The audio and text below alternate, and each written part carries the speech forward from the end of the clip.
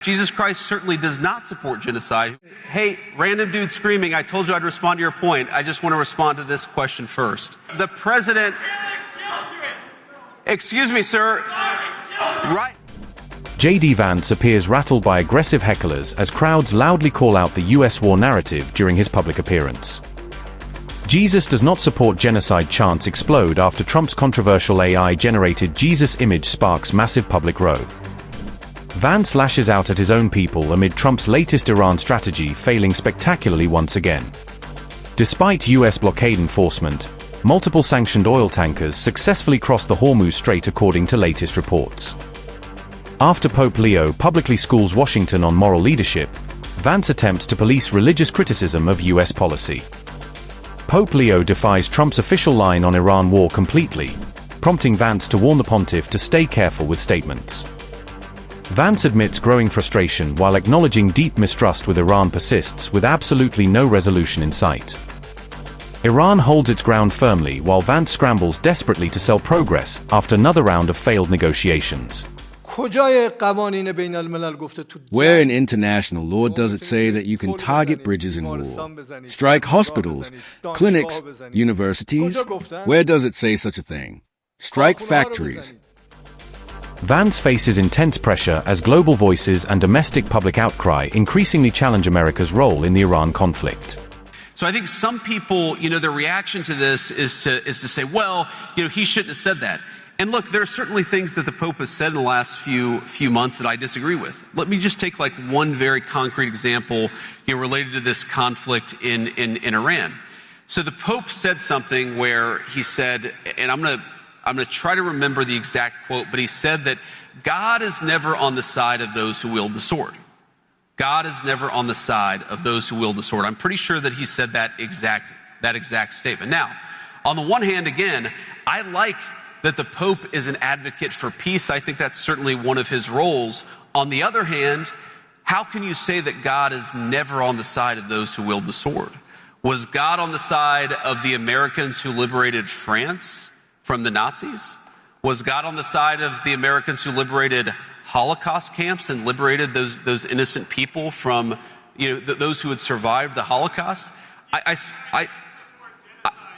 I certainly think the answer is yes, and I agree. Jesus Christ does not. I agree. Jesus Christ certainly does not support genocide. I think it's very, very important for the Pope to be careful when he talks about matters of theology. And I think that one of these issues here is that there has been, again, hey, random dude screaming, I told you I'd respond to your point. I just want to respond to this question first.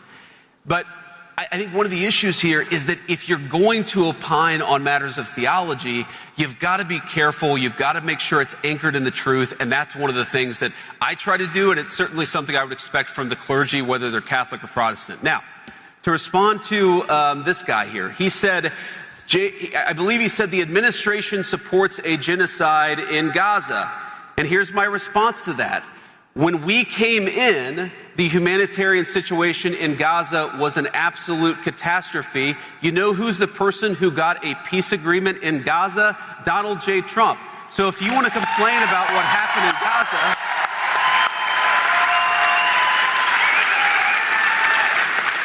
so if you want, sir, to complain about what happened in Gaza, why don't you complain about Joe Biden and the last administration? We're the administration that solved that problem. The president... Excuse me, sir. Right now, you see more humanitarian aid coming into Gaza than it has any time in the past 5 years because we have taken that situation seriously. And that's one of the things that I'm proud of about our administration is whether it's there or Thailand and Cambodia, we have consistently tried as much as we can to solve these problems, not just complain about them like the guy who just ran away angry. We are not seeking unrest. We understand that we should not go to war for our country to improve. But at the same time, we understand that if we are attacked, we must stand firmly and not bow to them. By what right did they attack our country? What had we done? For what reason did they martyr our leader? What had we done? For what reason did they martyr our commanders, our scientists, our students? What was their reason? Why? What had we done? Had we attacked anyone? Had we violated any law? What had we done? Now, whoever we speak to, we say accept us within the framework of international law. We do not act against international law. You should accept those same international laws. They want to eliminate anything that leads to growth and awareness. Where in international law does it say that you can target bridges in war, strike hospitals, clinics, universities? Where does it say such a thing? Strike factories. There is now a problem in the Persian Gulf, and the world has been thrown into turmoil. This has had an impact across the world. People are dissatisfied and have raised their voices. But we ourselves are in the midst of this turmoil, and despite all these pressures, our work is progressing properly.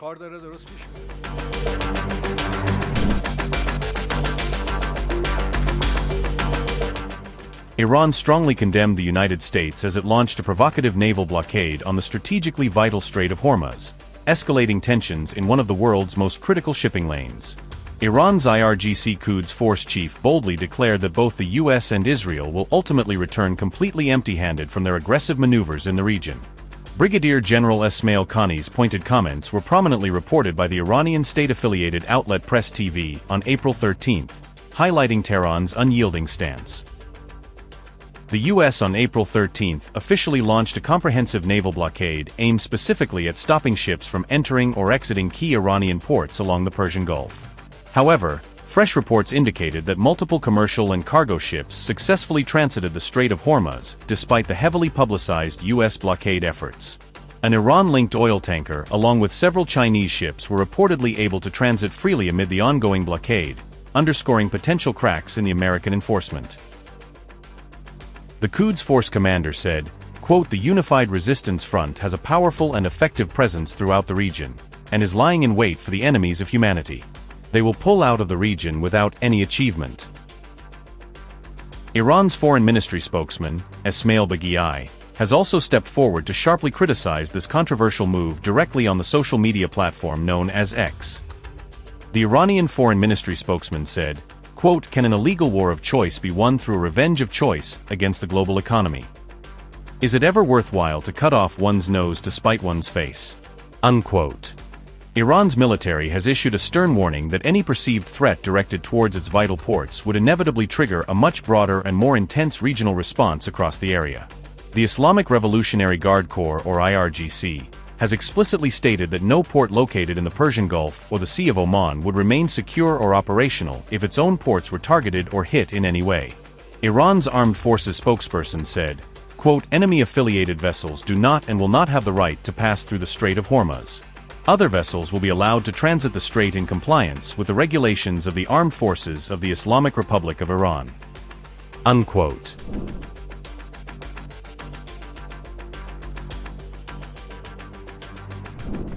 A Chinese tanker sanctioned by the United States sailed through the Strait of Hormuz on April 14, marking a striking development amid the new maritime standoff in the Gulf. The vessel passed through Hormuz despite the US-imposed blockade, according to ship tracking data that showed it successfully made the transit out of the Gulf. Reuters made the claim about the vessel Rich Starry, citing tracking data from LSEG, Marine Traffic, and PLR to document the ship's movement through the strategic waterway. According to the same data, the Rich Starry would be the first ship to make it through the strait and exit the Gulf since the blockade began. Notably, both the tanker and its owner, Shanghai Xianrun Shipping Company, Limited, are under US sanctions, making the passage especially politically sensitive. Reuters reported that sanctions on the Chinese-linked company were imposed because of its dealings with Iran, placing the vessel in the wider network of trade restrictions tied to Tehran. The Rich Starry is a medium-range tanker carrying about 250,000 barrels of methanol, according to the shipping data cited in the reports. The vessel loaded that cargo at its last port of call in Hamria in the United Arab Emirates, adding another regional link to the ship's voyage. Reuters also reported that the Chinese-owned tanker has a Chinese crew on board, based on the available vessel data. An Iranian embassy statement described the Rich Starry as a Malawi-flagged tanker, adding another detail to the growing attention around the ship's transit.